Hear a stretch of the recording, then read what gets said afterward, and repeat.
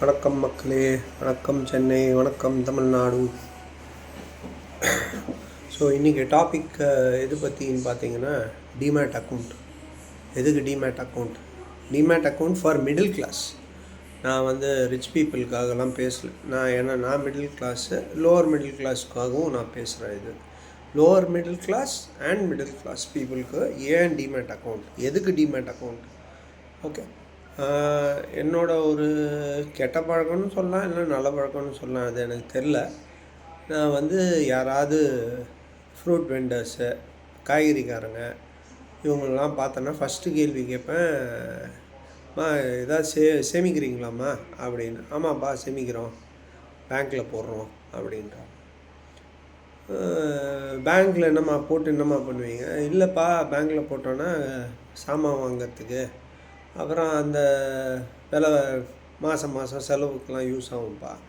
அப்போ இந்தம்மா ஏதாவது சேமிப்பீங்களா அப்படின்னா, ஒரு 1000 இல்லைனா 2000, இல்லை சில பேர் 10,000 அப்படின்னு சொல்லுவாங்க. நான் வந்து அப்போது வந்து ஜென்ரலாக கேட்பேன், ஷேர் மார்க்கெட்லலாம் போடுவீங்களாம்மா, ஷேர் மார்க்கெட் பற்றி தெரியுமா? இல்லைப்பா, எனக்கு தெரிஞ்சது பேங்க்கு எல்லாம் போஸ்ட் ஆஃபீஸ். இது தான் முக்கால்வாசி சொல்கிறது வந்து போஸ்ட் ஆஃபீஸ், பேங்க். நான் எதுக்கு இதை சொல்ல வரேன்னா, பேங்க் போஸ்ட் ஆஃபீஸில் போடலாம், தப்பு கிடையாது, போடக்கூடாதுலாம் சொல்ல.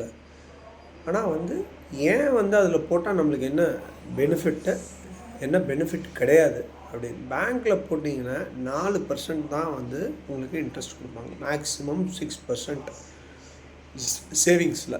சரிங்களா? எஃப்டியில் போனால் 7%, சீனியர் சிட்டிசனுக்கு 8.2 அது மாதிரி கொடுப்பாங்க.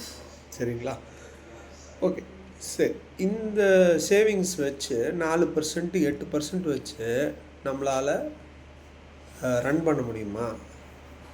ஒரு ஃபேமிலியை ரன் பண்ண முடியுமா 8% அப்படின்னா முடியவே முடியாது. ஏன்னா இது எப்படி இருக்குன்னா, நீங்கள் வந்து ஒரு 1000 சேவ் பண்ணுறீங்க, நீங்கள் வீட்டிலையே வச்சுருக்கீங்க அந்த 1000. அது வந்து உங்களுக்கு ஒன்றுமே பண்ணாது, ஒரு பெனிஃபிட் கிடையாது. வீட்டில் வச்சிங்கன்னா வீட்டிலேயே அது சும்மா தான் கிடக்கும். பேங்க்கில் போட்டிங்கன்னா 4% கிடைக்கும். சரிங்களா? 4% வந்து நீங்கள் வந்து இன்றைக்கி 2025 இருக்கீங்க, இப்போ நாளைக்கு வந்து நீங்கள் வந்து 2030க்கு போயிடுறீங்கன்னு வச்சுக்கோங்க. 4% போட்டிங்கன்னா அப்போது இன்ஃப்ளேஷன் சொல்லுவாங்க. இன்ஃப்ளேஷன்னா என்னென்னா விலைவாசி ஏறுறது. இப்போ பார்த்தீங்கன்னா நம்மளோட இன்ஃப்ளேஷன் வந்து ஆல்மோஸ்ட் 8%, 7.6 to 7.8, 8% வச்சுக்கோங்க. ஸோ நீங்கள் இப்போ ஒரு 1000 சேமிக்கிறீங்கன்னா உங்களுக்கு 4% கிடச்சிதுன்னா 4% டெபிசிட்டில் போய்டும். சரிங்களா? 4% டெபிசிட்னால் உங்களுக்கு 4 ரூபா லாஸ். அப்போ நீங்கள் வந்து ஒரு பொருள் வாங்கினோன்னா உங்கள் சேவிங்ஸ்லேருந்து எதுவுமே பண்ண முடியாது.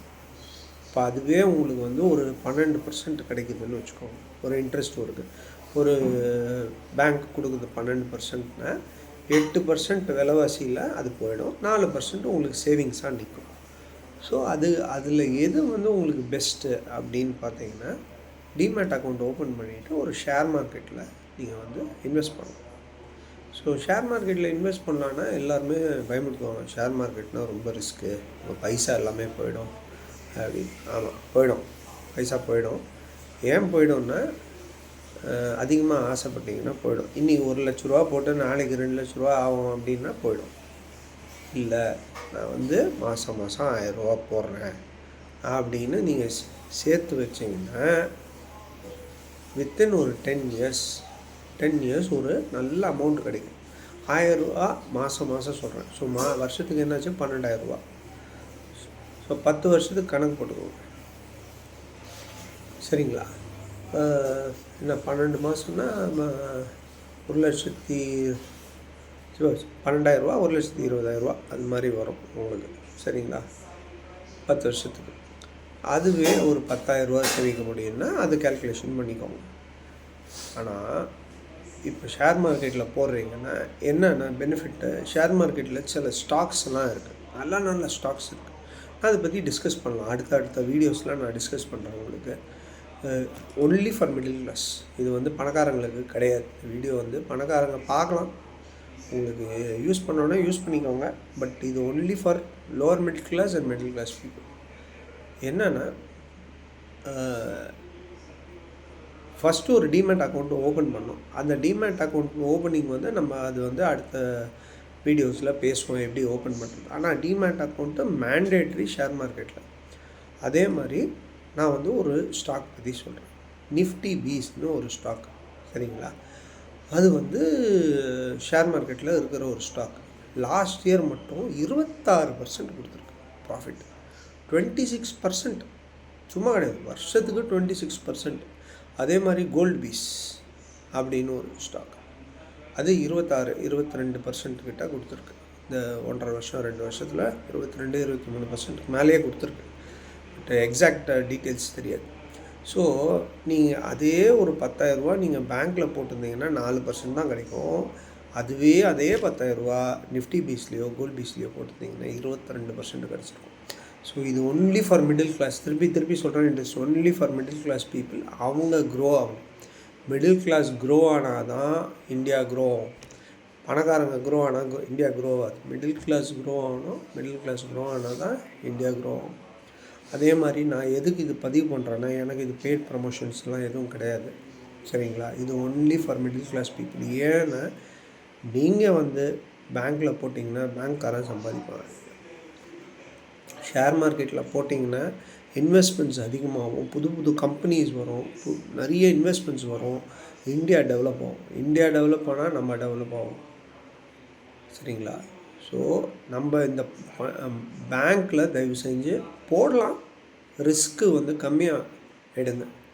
பேங்க்கில் போடுறது வந்து உங்களுக்கு ஒரு யூஸும் கிடையாது, 4% தான் கிடைக்கும், சரிங்களா?